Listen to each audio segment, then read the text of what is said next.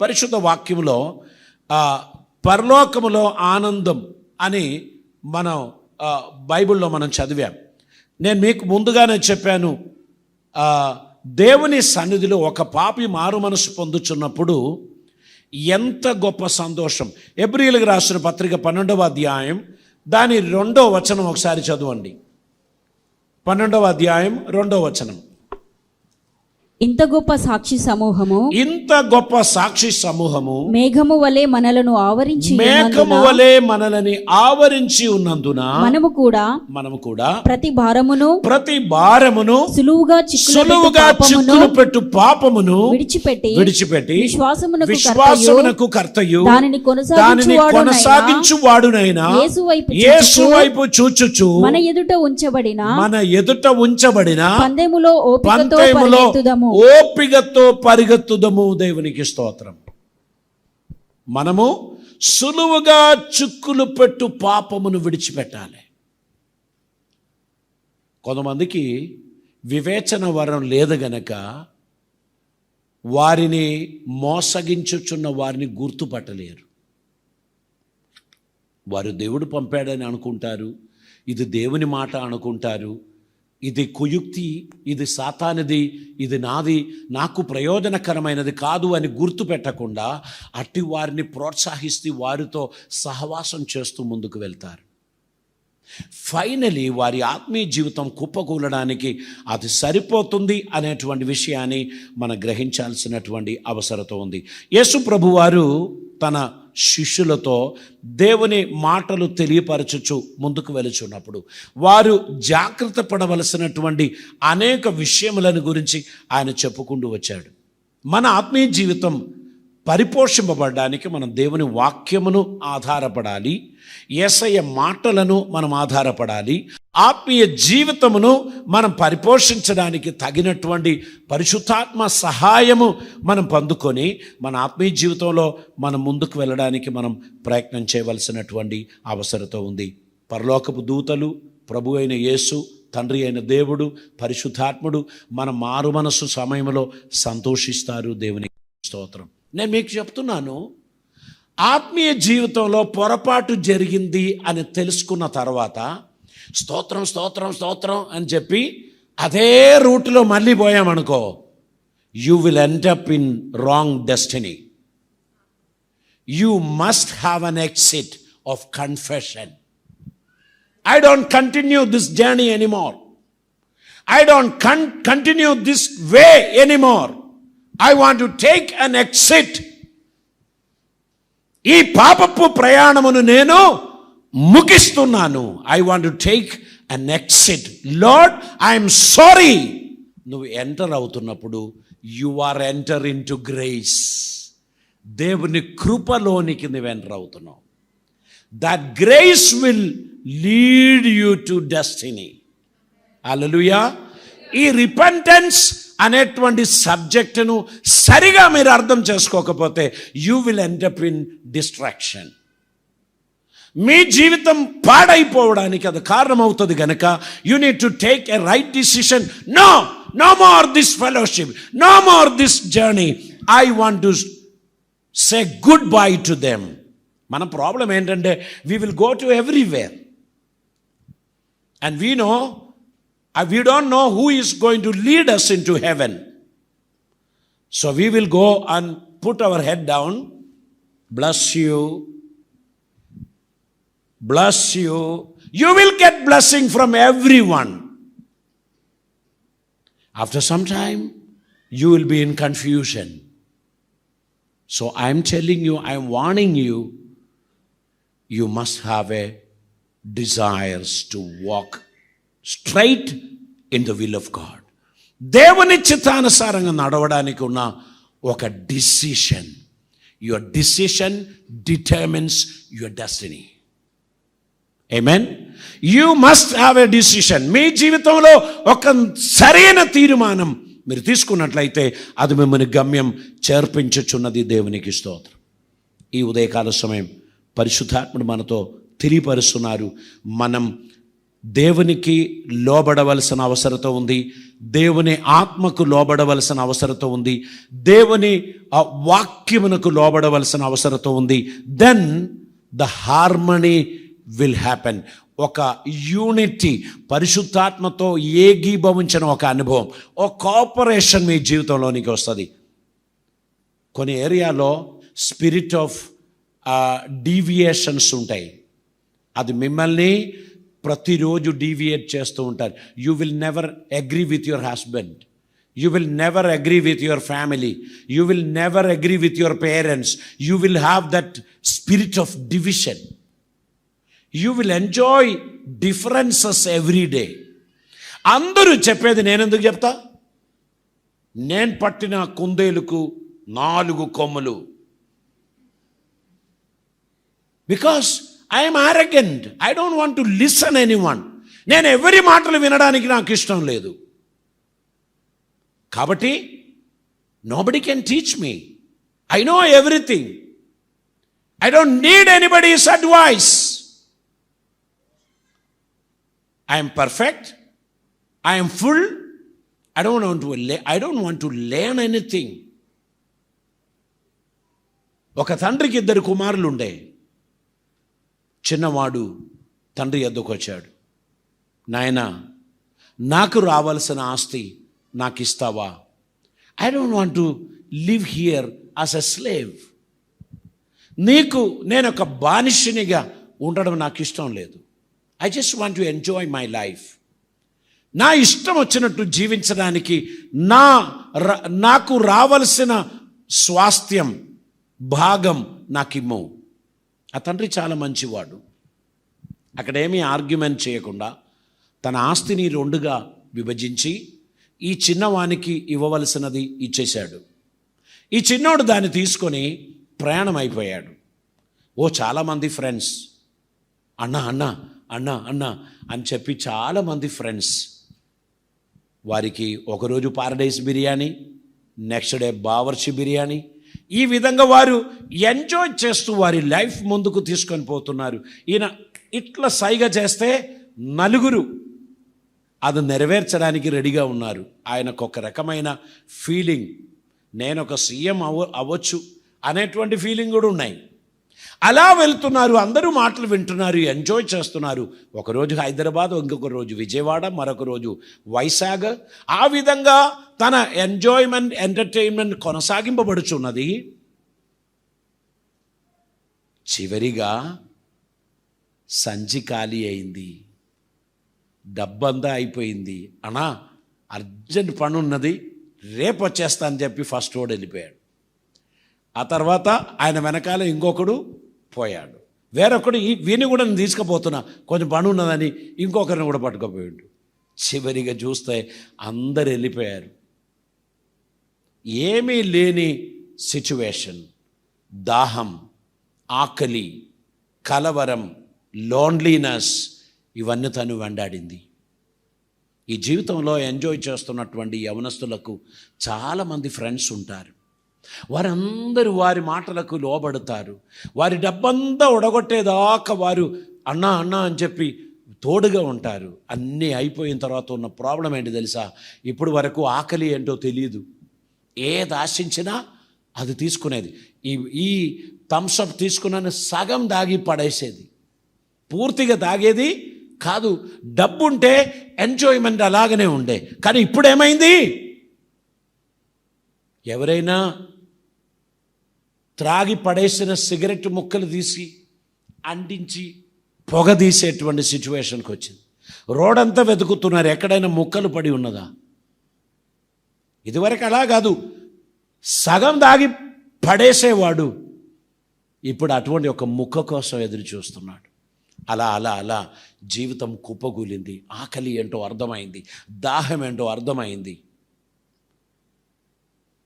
పందులకు పెట్టే పైర్లు, ఆహారములు తినడానికి ప్రయత్నిస్తే వాళ్ళు ఎల్లగొట్టారు.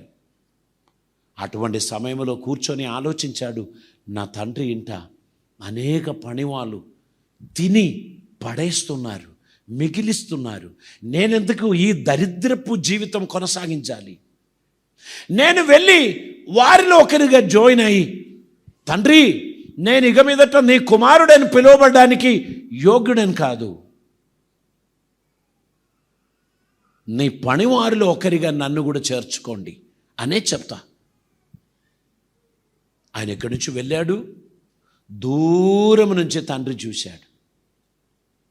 తండ్రి ఎప్పుడు కూడా తప్పిపోయిన వాని వెనకాల పోలే. బెంగళూరులో ఉన్నాడని ఎవరో చెప్పారు, వెంటనే బెంగళూరుకు పోయిండు. అప్పుడు చెన్నైలో ఉన్నారని ఎవరో చెప్పారు, చెన్నైకి పోయిండు. చెన్నైలో కాదు, కాశ్మీర్లో ఉన్నారని చెప్పారు, వెంటనే కాశ్మీర్కి పోయిండు. తండ్రి పోలే. తండ్రి తన ఇంటి ముందే నిలబడ్డాడు. ఆ కుమారుడు తిరిగి రావాలని ఎదురు చూచాడు.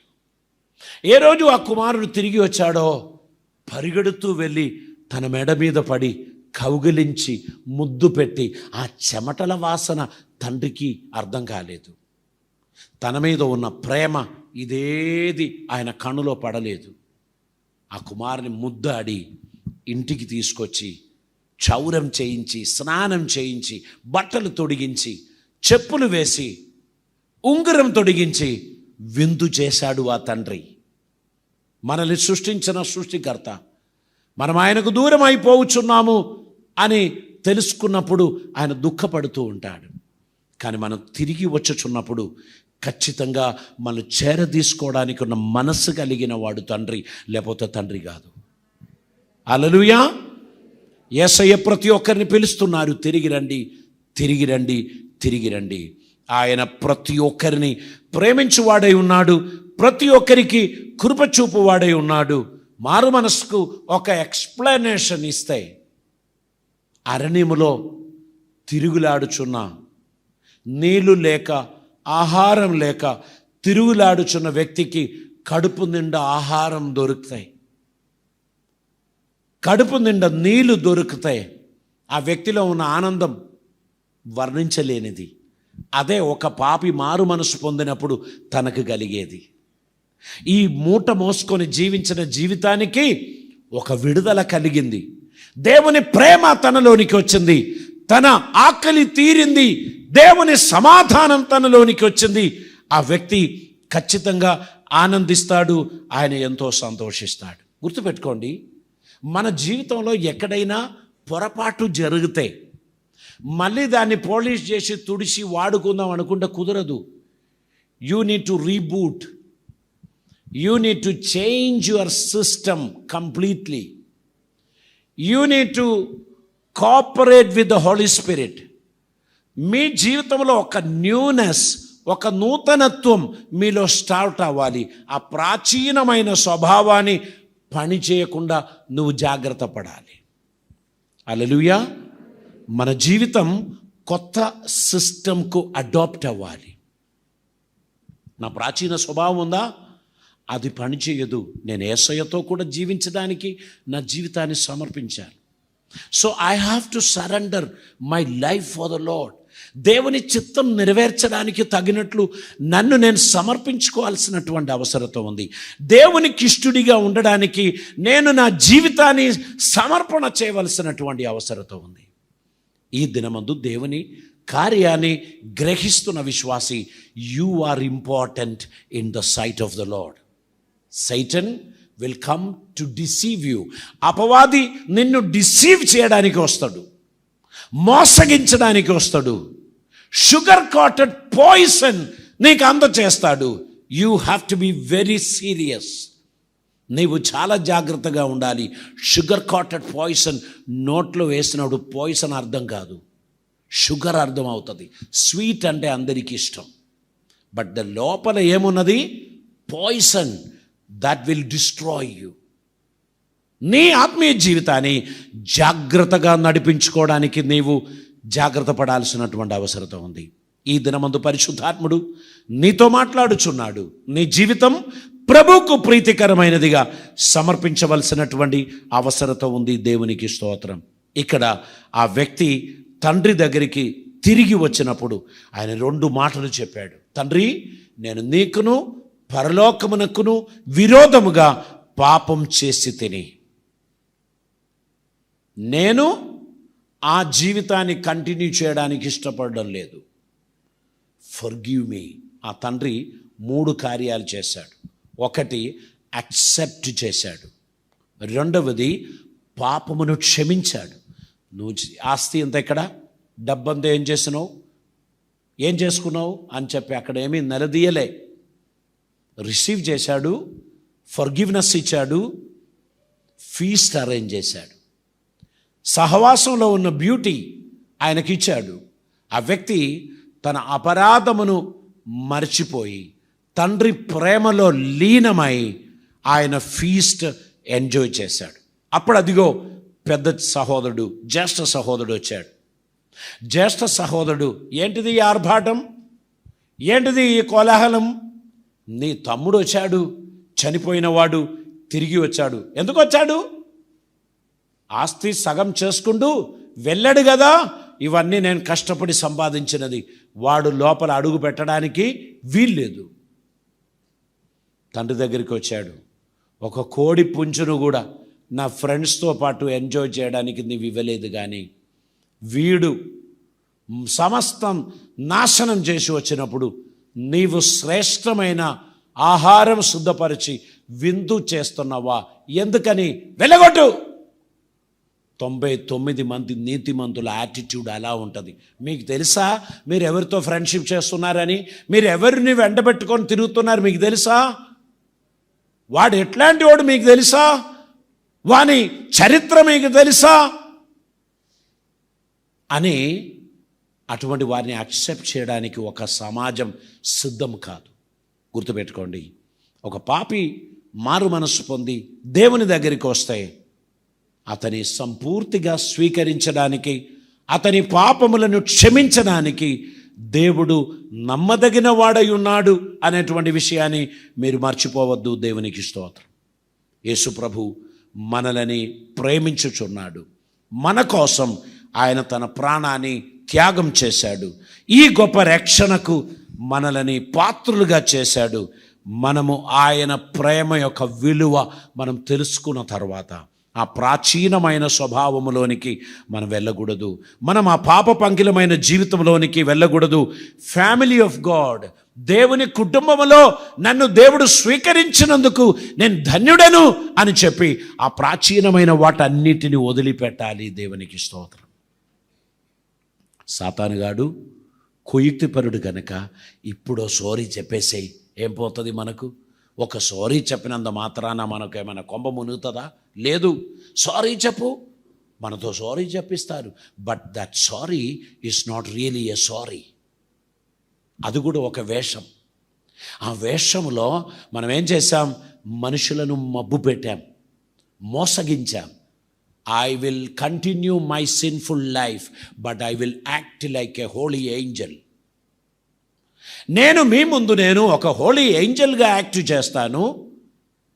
I will be like that cruel angel of Satan. నేను అపవాదికి అనుచరునిగానే కంటిన్యూ చేస్తా, కానీ నేను I will act like an angel. నేను మీ ముందు బిహేవ్ చేస్తాను. అదొక రకమైన హిపోక్రసీ, దాని వేషధారణ అంటారు. దేవుడు దాన్ని ఇష్టపడడం లేదు.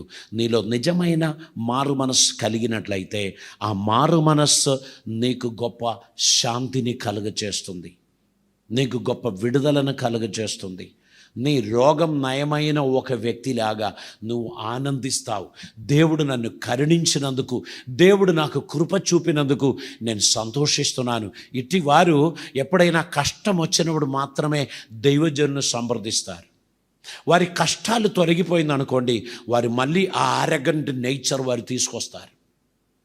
వారు మళ్ళీ అవిధేయత కలిగిన వారిగానే నడుస్తారు. అన్నిటినీ క్రిటిసైజ్ చేస్తూ ఉంటారు.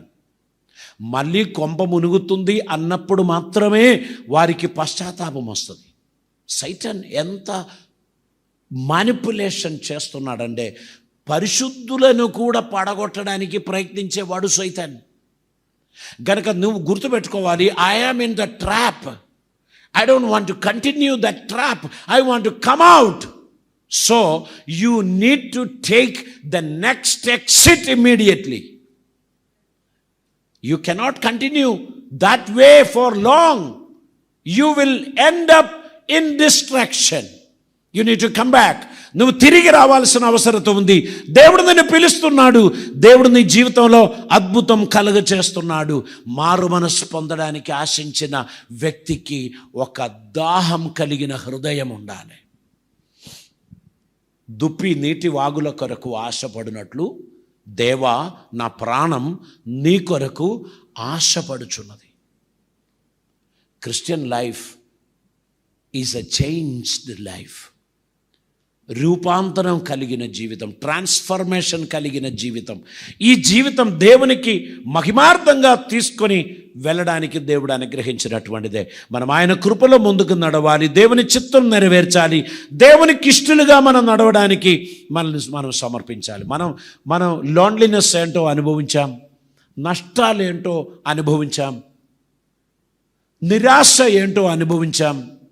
ఇవన్నీ అనుభవించాము కనుక మళ్ళీ అదే రూటులో పోవడానికి సాతాన్ ప్రేరేపిస్తే you should not say yes to సైతాన్ and his plan, because enough I have experienced a lot. నేను వెళ్ళిన మార్గంలో నాకు చాలా కష్టం కలిగింది. ఇక నేను ఆ మార్గంలో నడవడానికి ఇష్టపడడం లేదు. I just want to change my life. నా జీవితం మార్పు చెందడానికి నేను ఇష్టపడుచున్నాను. నా జీవితం మార్పు చెందడానికి నేను ఇష్టపడుచున్నాను. దేవునితో నడవడానికి నేను ఇష్టపడుచున్నాను. I don't want to sin against my father. I don't want to sin against my heaven. I want to be with the holy spirit. I want to listen to him. I want to be submissive to him. నేను పరిశుద్ధాత్మకు లోబడి ఆయన చిత్తం నెరవేర్చడానికి నా జీవితాన్ని నేను సమర్పిస్తున్నాను.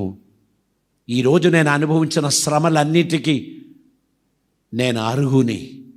నా కలిగిన నిందలకు, బాధలకు, వేదనలకు I deserve it because my attitude was wrong.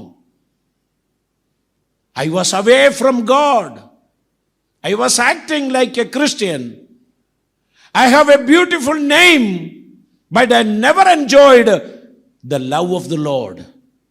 So I want to change my life. I want to take a U-turn. I want to start a new beginning. I am coming to you, Lord. Accept me. ఈ attitude మనకు ఉన్నట్లయితే ఆయన ఆ తీర్మానం తీసుకున్నాడు. Immediately he started his journey back to home. తండ్రి దగ్గరికి ఉన్న ప్రయాణం ఆరంభించాడు. ఆయన ఏ మీడియేటర్స్ని పిలవలే.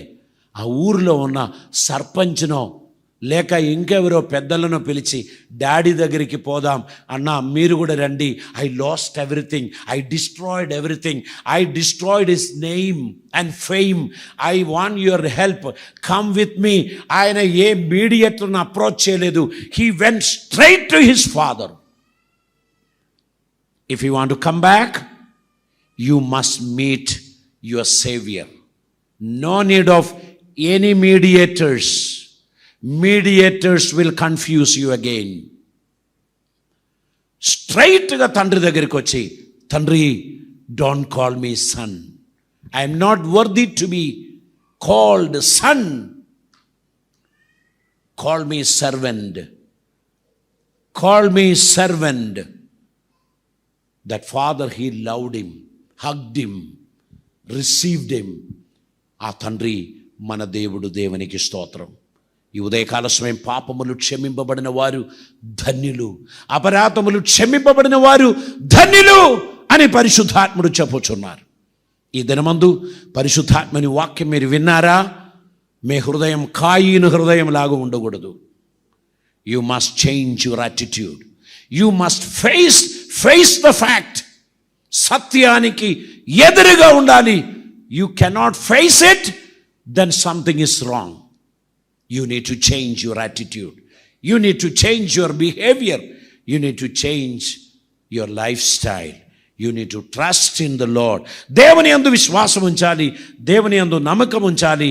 నీవు తండ్రికి ఎంతో దూరంగా ఉన్నారు, తిరిగి రావాలని తండ్రి పిలుస్తున్నాడు. దేవునికి స్తోత్రం. మన యాటిట్యూడ్ మారాలి, మన ప్రేమ మారాలి, మన ప్రార్థన మారాలి, మన ఆలోచన విధానములు మారాలి. మీలో కొందరికి దేవుడు అవసరం, మీలో కొందరికి పరిశుద్ధాత్ముడు అవసరం. You need to reconcile with the father, with the lord. If you or really want to change your lifestyle, you need to have a new beginning. You need to get some advices. నీ జీవితం మార్పు చెందడానికి పరిశుద్ధాత్ముడు మిమ్మల్ని పిలుచుచున్నారు. తల్లు వంచదాం, మనం ప్రార్థన చేయబోచున్నాం. పరిశుద్ధుడైన తండ్రి, ఈ దినమందు నువ్వు మాతో మాట్లాడినందుకు స్తోత్రం.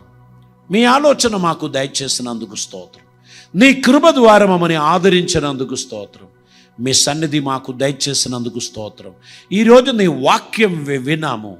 నీ సన్నిధిలో నమ్మకమైన బిడ్డలుగా నిన్ను వెంబడించవలసిన అవసరతను గురించి మాకు తెలియపరిచారు. ప్రభువా, ఈ దినమందు నీ సన్నిధి మాకు దయచేయమని, నీ కృపలతో మమ్మల్ని నింపమని, మీ చిత్తం మా జీవితంలో నెరవేర్చమని, కృప ద్వారా మమ్మల్ని ఆదరించమని, ఆశీర్వదించి బలపరచి నువ్వు మహిమ పొందమని, ధారాళమైన దీవెనలతో నింపమని, అద్భుత కార్యములు జరిగించమని యేసయ్య పవిత్ర నామమున అడిగి ప్రార్థిస్తూ ఉంటున్నాం పరమ తండ్రి.